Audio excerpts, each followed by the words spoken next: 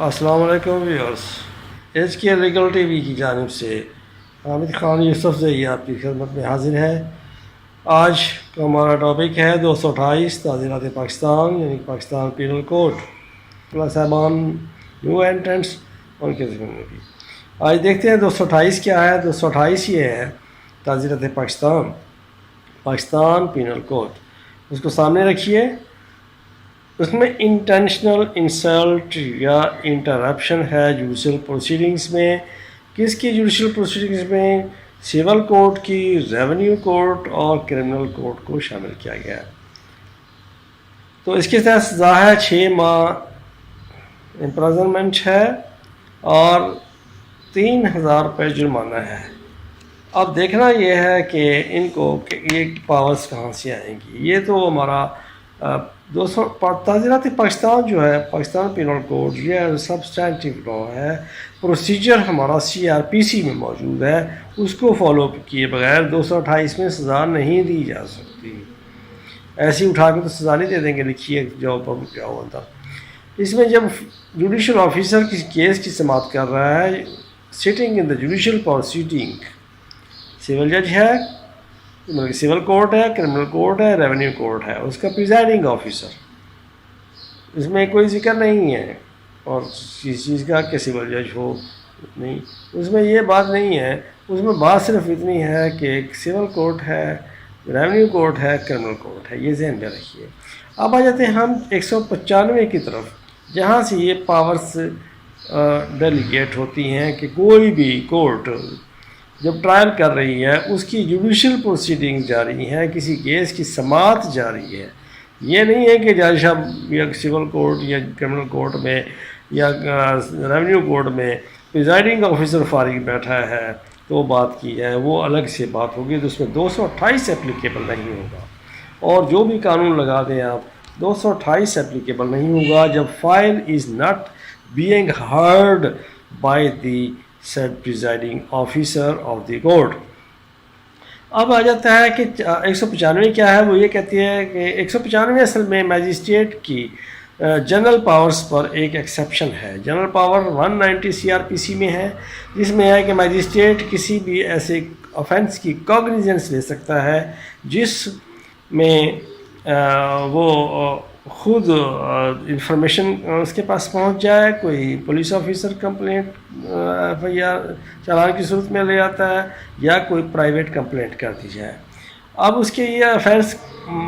Knowledge میں ہے تو وہ کیا کرے گا؟ سب سے پہلے وہ 480 میں جائے گا، CRPC کی سیکشن 480۔ اس میں وہ چاہتا ہے کہ میں دین اینڈ دیئر اس بندے کو سزا دوں، کیونکہ اس وقت پریزائڈنگ آفیسر بھی غصے میں ہوتا ہے، اس کو بھی غصہ آتا ہے، وہ بھی انسان ہے۔ میں خود پریزائڈنگ آفیسر رہا ہوں 27 سال تک، غصہ آتا ہے۔ اس کو ضبط کرنا ہی مسلمان کے اور جج کا بہت بڑا کمال ہوتا ہے، لیکن انسان تو ہے نا، تو ایسا ہمیں نہیں کرنا چاہیے کہ کوئی بات ناگوار گزرے، ذاتیات کی حد تک چاہے۔ باقی رہی انٹرفیرنس اس میں کیا کرنی ہے، اب قلم پکڑ کے خود لکھنا نہیں ہے کسی نے،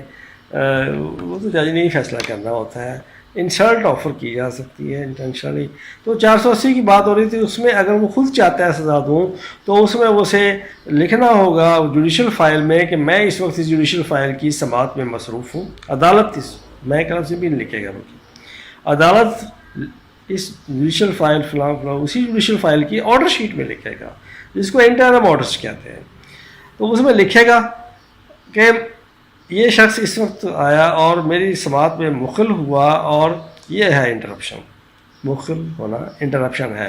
تو وہ اور اس نے یہ الفاظ کہے، وہ الفاظ بھی اس میں لکھے جائیں گے، اور جس سے وہ کہے گا کہ اس سے یہ افینس زیر دفعہ 228 تعزیرات پاکستان کا ارتکاب پایا جاتا ہے، جس کی سماعت کا اختیار عدالت حاضرہ کو 476 CRPC کے تحت حاصل ہے، اور 195 بھی اس کے ساتھ ریفر کر سکتا ہے۔ تو یہ 195 بھی کہتی ہے کہ اس میں کوئی شخص کاگنیزنس نہیں لے گا، کوئی شخص سے مراد یہ کہ عدالت کی بات ہو رہی ہے، کبھی کوئی عام آدمی نہ سمجھ بیٹھے، تو جب تک کہ عدالت دوسرے جو مجاز عدالت ہے اس کی کاگنیزنس نہ لے۔ تو اب اس میں آ جاتی ہے بات کہ اگر وہ خود چاہتا ہے، اس میں دو طریقے ہیں، ایک تو وہ خود سماعت کر کے اسی انسلٹ اور interruption to the judicial proceedings کہ سماعت کر کے فیصلہ کر دے، اور تو پھر وہ 480 میں جائے گا، اور اس کے 480 میں کیا کرے گا، پھر وہ اگر خود سماعت کرتا ہے اس کو انٹرموٹر میں لکھے گا میں نے بتایا جیسے، اور اس کے بعد وہ علیحدہ آرڈر شیٹ مرتب کرے گا، اس کی کارروائی الگ کر دے گا، اور آرڈر شیٹ پہ یہ بات لکھی جائے گی جوڈیشل فائل کے جس میں انٹرپشن یا انسلٹ آفر ہوئی ہے، تو اس میں وہ لکھے گا اور اس کے بعد فائل الگ کر دے گا، اور وہ پورے واقعہ دہرائے گا، جو لفظ اس شخص نے، وکیل ہو یا کوئی ہو، اینی پرسن ہے، اس میں وکیل کی بات نہیں ہے کہ وکیل پر ہی لگنی ہے، وہ اس میں بات کریں گے، ایک بہت لمبی بات ہو جائے گی، تو اسی 480 کی بات ہو رہی ہے، تو اس میں لکھے گا اور اس کے بعد فیکٹس لکھنے کے بعد کہے گا کہ یہ جرم فلاں پایا جاتا ہے 228 تعزیرات پاکستان کے تحت، اور جس کی سماعت کا اختیار 476 CRPC کے تحت اس عدالت کو سماعت کا اختیار ہے۔ تو اس میں وہ فیکٹس لکھے گا، پھر یہی نہیں کہ وہ سزا سنا دے گا، نہیں ناٹ ایٹ آل، اسے کرنا ہوگا، اس کو موقع دینا ہوگا، آڈے آلٹرم پارٹم، کسی کو سماعت بغیر کسی کو کنڈیم نہیں کر سکتے، یہ ہمارا پرنسپل ہے عدالت کی دنیا کا اور انٹرنیشنل طور پر، گلوبلی طور پر تسلیم کیا جاتا ہے کہ سماعت کا صفائی کا موقع تو ملنا ہی مل رہا ہے۔ تو اس میں پوچھے گا ان سے کہ کیا آپ اپنا یہ جرم جو آپ نے کیا ہے، میں نے پڑھ کے سنایا آپ کو، آپ اس کو قبول کرتے ہیں یا انکار کرتے ہیں؟ اگر وہ انکار کرتے ہیں تو اس کا بیان سرسری لکھ لیا جائے گا، کہ انکار کرتے ہیں تو پھر بھی لکھ لی جائے گا، اقرار کرتے ہیں پھر بھی لکھ لیا جائے گا، اقرار کرتے ہیں تو کوئی پرابلم نہیں ہے، انکار کرتے ہیں تو پھر بھی عدالت کو دونوں صورتوں میں اختیار ہے جوڈیشل آفیسر کو کہ وہ اس کو سزا سنا دے، لیکن سزا کیا سنائے گا، وہ سزا کیا سنائے گا، یہ بھی تو ایک سوال پیدا ہوتا ہے۔ خود طریقہ کار میں جاتے ہوئے وہ اس میں 200 روپے جرمانہ کر سکتا ہے، اگر چاہتا ہے کہ اس کو سزا زیادہ ہونی چاہیے اور مجھے اس کو سماعت نہیں کرنا چاہیے، دو باتیں ہیں، یا تو سزا زیادہ ہونی چاہیے یا اس کو میں سماعت نہ کروں، مناسب نہیں سمجھتا میں کہ میں خود میرے ساتھ ایک واقعہ ہوا ہے، میں اس کا کمپلیننٹ بھی ہو گیا ہوں، تو میں اس کی سماعت نہیں کرتا، مناسب نہیں سمجھتا، تو پھر جائے گا وہ 476A میں کہ کسی اور کورٹ کو، مجاز کورٹ کو بھیجا جائے، مجاز میجسٹریٹ کو بھیجا جائے، کیونکہ کرمنل لاء کی بات ہو رہی ہے، تو پھر وہ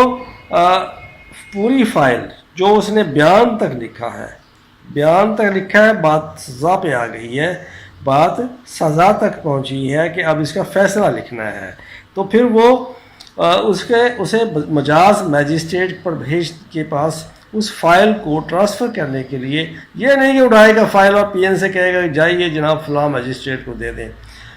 میجسٹریٹ کون سا مجاز ہوگا یہاں، یہ میں بتاتا جاؤں کہ یہ بات رہ جائے گی، کہ جس جگہ پر وہ کورٹ موجود ہے، کورٹ ہاؤس موجود ہے، وہ کس تھانے کی حدود میں آتا ہے، اس تھانے کا علاقہ میجسٹریٹ کون ہے، وہ اس کا مجاز عدالت ہوگا۔ تو اس میں وہ ساری فائل بھیجے گا کس کو، ڈائریکٹلی نہیں، بذریعہ سیشنز جج، کہ جناب یہ کسی اور کو بھیجا جائے، میں اس کی سماعت کرنا مناسب نہیں سمجھتا، کیونکہ میرے سامنے یہ انسلٹ ہوئی ہے میری،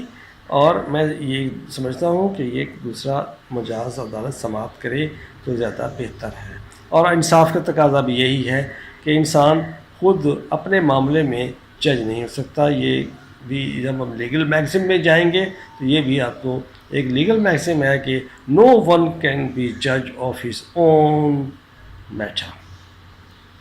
تو پھر وہ کسی اور کو بھیجنے کے لیے سیشن جج صاحب کو بھیج دے گا، اور سیشن جج صاحب کو کسی بھی مجاز میجسٹریٹ کو وہ ٹرانسفر کر سکتے ہیں اور اس کو کہہ سکتے ہیں کہ اس کی سماعت کریں، فیصلہ کریں، اور وہاں کیا طریقہ کار ہوگا، وہاں پر جو ہمارے جو متعلقہ کورٹ تھی جس نے بھیجا ہے فائل کو، جہاں انسلٹ ہوئی ہے، جہاں وقوع ہوا ہے، تو وہ اسے اس کو بطور وٹنس کے وہاں وٹنس باکس میں کمپلیننٹ وٹنس کے طور پر اسے عدالت طلب کر سکتی ہے، کیونکہ اس میں سزا وہی ہوگی جو 228 تعزیرات پاکستان میں لکھی ہے، 6 ماہ سزا، 3000 جرمانہ یا دونوں۔ اب آ جاتا ہے سوال کہ اس میں ریکارڈ کیسے مرتب ہوگا۔ میں نے پہلے ہی عرض کیا، یہ 481 CRPC کی سیکشن ہے، 481 سیکشن ہے CRPC کی، اس میں ریکارڈ کیسے مرتب ہونا ہے یہ بتایا گیا ہے۔ اس میں وہی فیکٹس لکھے جائیں گے کہ یہ ایسا ایسا کیا ہے اس نے، اور اس کے بعد یہ جرم، یہ لکھنا ضروری ہے کہ یہ جرم فلاں فلاں دفعہ تعزیرات پاکستان کے انگریڈینٹ پورے کرتے ہوئے اس میں فعال کرتا ہے جرم، اور جس کی کاگنیزنس کا مجھے اختیار حاصل ہے 195 کے تحت، 195 سیکشن CRPC کی ہے، اور لیکن میں اس کی سماعت نہیں کرتا، تو اس میں اس کو بیان لکھے گا، انکار کرتے ہیں یا انکار، یہ موقع اسے دیا جانا ضروری ہے۔ سوال و جواب اس صورت میں، یہ نیریٹیو نہیں ہے، یہ نیریشن کی صورت میں نہیں لکھا جائے گا، بلکہ یہ اس کے کوشچن آنسر کی فارم میں لکھا جائے گا۔ اس کو آپ کہہ سکتے ہیں کہ یہ سمری پروسیجر ہے جو ہمارے قانون میں دیا ہوا ہے، اور اس کے سیکشن 262 CRPC اور چیپٹر جو ہے نا 22 میں یہ پروسیجر سارا دیا ہوا ہے، تو وہ سارا ریکارڈ پھر ان کو بھیج دیا جائے گا، اور وہ ٹرائل جس طرح ایک ٹرائل آف آفینس کرتے ہیں میجسٹریٹ، جس کو بھی سیشن جج صاحب ڈپیوٹ فرمائیں گے، تو وہ کرے گا، اور اس میں جو بھی فیصلہ وہ چاہے کر سکتا ہے۔ میں اس اتنا ہی عرض کروں گا۔ اللہ حافظ۔